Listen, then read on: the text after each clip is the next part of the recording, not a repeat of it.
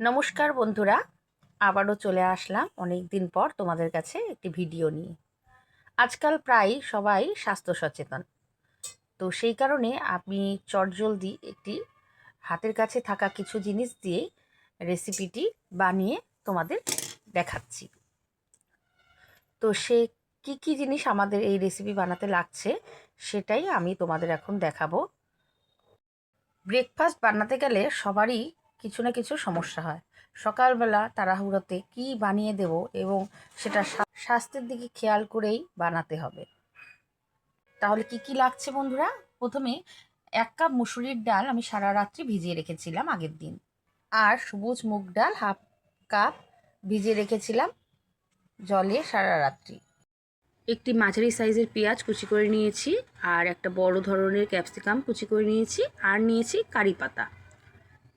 এরপর সবুজ মুগ ডাল আর মুসুরির ডাল আমি একসঙ্গে ব্যাটার বানিয়ে নিয়ে এসেছি।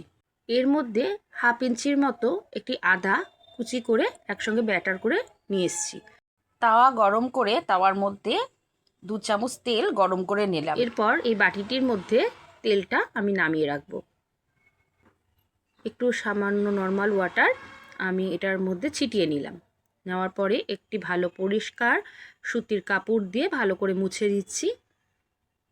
তাওয়াটা যখন গরম বুঝে গেলাম, এরপর আমি এর মধ্যে 1 হাতা পরিমাণ ব্যাটারটা দিয়ে ভালো করে হাতার পিছনটা দিয়ে ঘুরিয়ে ঘুরিয়ে নেব।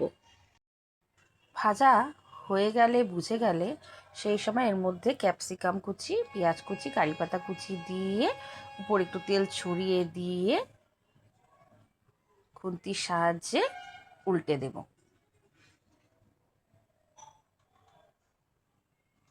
এরপর নামিয়ে নেব। ঘোরানো হয়ে গেছে। আমি খুব একটা বড় পরিমাণ ধোসা বানাচ্ছি না, ছোটই বানিয়েছি।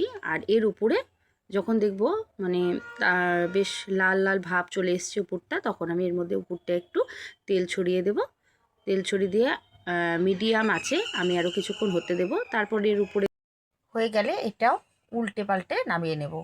এইভাবে আমি কয়েক রকমভাবে কয়েকটি গোলা রুটির মতো বানিয়ে নেব।